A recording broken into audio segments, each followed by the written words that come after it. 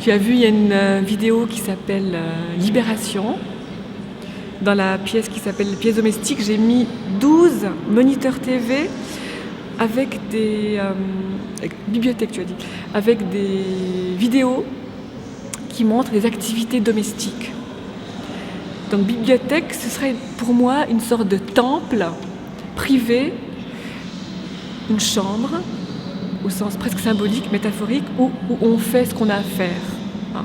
Qu'est-ce que tu veux faire dans la vie? Tu te mets dans ta bibliothèque et tu réfléchis. This is where things are processed. Ça peut être une bibliothèque, ça peut être un atelier, ça peut être une cellule, ça peut être la cellule du moine, ça peut être la cellule religieuse, ça peut être l'atelier d'artiste, ça peut être le cabinet du philosophe, ça peut être la table de l'écrivain.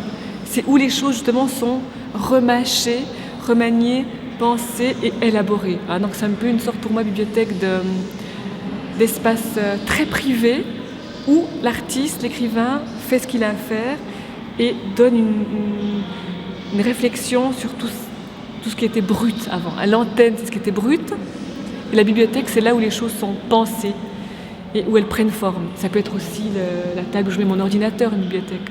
Mais ça peut être une vraie bibliothèque où je feuillette les choses. Et dans certaines vidéos, on me voit par terre en train de feuilleter toutes mes planches contact. Je ne sais pas si tu l'as vu. Voilà. Donc c'est ça la bibliothèque pour moi. C'est que je travaille aussi sous forme d'archives. Donc j'ai vraiment des milliers, voire des millions d'images que j'ai fait depuis maintenant 25 ans. Tout est enregistré, tout est numéroté, tout est retrouvé facilement, archivé. Et je travaille comme ça en feuilletant et en regardant ce qui est intéressant, en regardant ce que je pourrais travailler. Mais il y a une autre vidéo aussi qui s'appelle Libération, où le matin, je feuillette le journal. C'est une sorte de... Je crois que c'est Heinrich Böll qui disait que de lire le journal quotidien le matin, c'est comme faire sa prière. On doit ça au monde, montrer qu'on est dans le monde. On lit le journal pour montrer qu'on appartient à notre société. Et on lit, donc la bibliothèque c'est ça. Et c'est aussi évidemment des livres que je lis, qui sont aussi ma nourriture. Tu vois que mon travail est assez verbal, il y a beaucoup de mots. Donc évidemment que les livres m'inspirent beaucoup et sont une sorte de souterrain de mes créations, puisque c'est ma nourriture. Les livres, c'est vraiment la nourriture primordiale qui viennent enrichir le côté visuel qui est plus instinctif, plus brut, presque brutal, et le côté bibliothèque, le côté livre, le côté nourriture spirituelle, évidemment, vient donner une couche de réflexion verbale, de mots, de phrases à la première couche visuelle. Voilà pour bibliothèque. Parce qu'on peut aussi dire que je peux parler d'exposition. Hein. Dans la dernière salle d'exposition qui s'appelle Les Frayeuses, tu as vu l'installation de 6 écrans qui se déploient en quinconce, un écran comme ça en diagonale, et nous, les spectateurs, on marche à travers. Alors on peut voir ça comme des arbres d'une forêt, où on se perd, mais on peut aussi voir ça comme des livres, des pages de livres ouverts, qui seraient ouverts à une certaine page, et moi je donne à lire ces 2 pages. Donc on peut aussi voir ça comme des grands livres à une échelle géante. Cette pièce à côté d'où on est, qui s'appelle Paroles échappées, c'est que des grands A3, des grandes feuilles A3.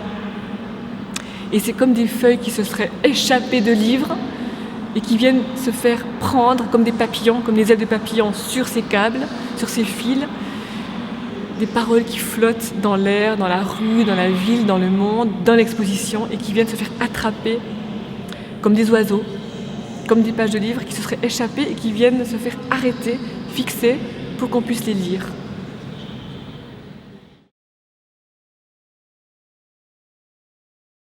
Évidemment, c'est l'Amérique pour moi, et l'Amérique très très important, a joué un grand rôle dans ma vie, puisque je pense que je suis née en Suisse, mais l'Amérique est mon second lieu de naissance, parce que je suis née en Amérique en tant qu'artiste. L'Amérique m'a permis de devenir artiste, c'est là que j'ai appris mon métier. 2 fois, je suis partie en Californie après mon baccalauréat, et la découverte de l'espace, Route 66, la découverte des routes infinies, la découverte des collines californiennes, comme on les appelle, les Golden Hills, Oak Trees, l'espace vaste, sans limite, qui est juste le contraire de la Suisse, parce qu'en Suisse tout est petit, il y a toujours quelque chose, il y a toujours un village, il y a toujours un endroit, alors qu'en Amérique, il y a le rien. Ça existe, je ne savais pas que ça existait. Route 66, c'est l'Amérique, c'est cette découverte extrêmement libératoire. Ça m'a ouvert les veines, on parlait du sang, ça m'a ouvert mon sang a circulé, comme on circule dans la route. J'ai pu circuler, j'ai pu me libérer et j'ai pu dire ce que j'avais à dire. Je me suis dit d'accord, je veux être photographe. Et c'est en Californie que j'ai commencé à photographier sans m'arrêter. Je me suis plus arrêtée. C'est la première fois que j'avais acheté un appareil photo, j'avais 18 ans et j'ai commencé à photographier non-stop en découvrant la route, l'espace. Donc je peux dire que je suis née en Californie à 18 ans en tant que photographe. Donc c'est pour ça que dans la self-camera, la première salle, il y a des autoportraits. On ne me voit pas moi, mais on me voit en Californie, on voit les palmiers. Il y a un côté très californien, très iconographique, très photogénique que l'Amérique a. Donc en plus, l'Amérique étant très photogénique, ça m'a permis de démarrer en tant que photographe. Et la seconde naissance, c'est quand je suis partie à, je crois, 29 ans à New York, alors après mon diplôme universitaire. Et je suis partie à New York avec l'idée de continuer de faire des photos de paysages, mais d'apprendre un peu le mix média, de faire des expérimentations techniques en prenant des cours de still screen, de printmaking, de transfer, un peu dans la ligne de Rauschenberg. Donc en Amérique, à 29 ans, là j'ai commencé à devenir une artiste professionnelle, on peut dire ça comme ça. Et du jour au lendemain, j'ai pu vivre de mon art, gagner des prix, vendre mes photos, trouver des galeries. Donc j'ai pu apprendre ce que c'était maintenant d'être artiste, mais là professionnelle, pas seulement amoureuse, pas seulement amoureuse de l'espace et essayant ces médiums, puisque là dans cette salle States, je fais une petite parenthèse, States, ce sont 4 vidéos, les toutes premières vidéos que j'ai fait justement sur les routes de la Californie. Et pour te répondre, Route 66, c'est pas forcément celle-là en particulier, mais c'est métaphorique.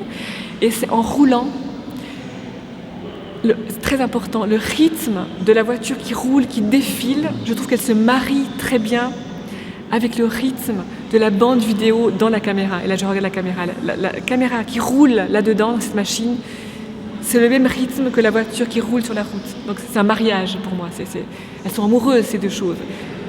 La bande magnétique dans l'appareil vidéo, la voiture qui roule, ce sont deux rythmes qui s'aiment, qui se conjuguent et qui vivent ensemble. Donc c'est pour ça que quand je roule, je ne peux pas m'empêcher de filmer. Je ne peux pas. Donc je fais 1000 choses à la fois.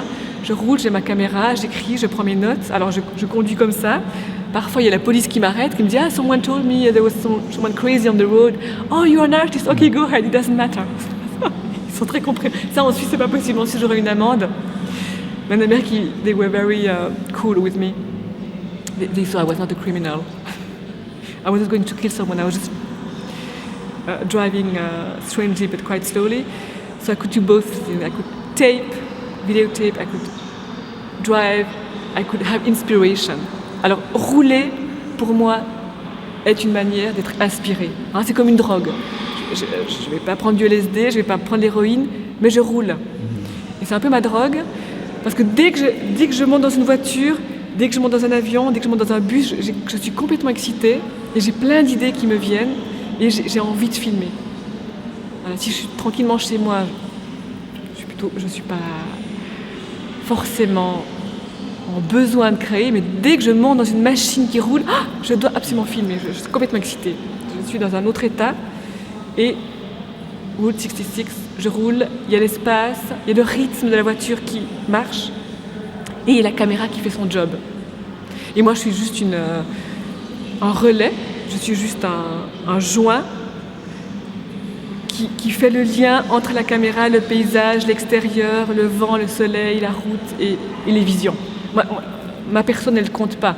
Je suis juste un être humain qui peut manipuler ces objets, qui peut manipuler le volant, manipuler la caméra, mais moi je compte pas. C'est pour ça que c'est pas des autoportraits. It's not about me. It's about the camera taking in a hand. I'm just the hand, and the camera is taking the world. Donc voilà, c'est pas. Je veux que ce soit clair. C'est pas ma personne qui compte, mais c'est juste comment moi, puisque je peux me mouvoir, j'ai un corps, je peux marcher, je peux courir, je peux tenir une caméra, je peux rouler. Donc je peux réunir tous ces différents éléments. Grâce au mouvement. Donc Route 66, c'est aussi le mouvement. Je ne suis pas une photographe qui va dans les champs, qui plante un trépied, un tripod, et qui met sa caméra, et qui, avec une grande chambre parfaite, avec une bonne définition, qui fait clic. Non, je ne peux pas être comme ça, je suis trop en mouvement moi-même.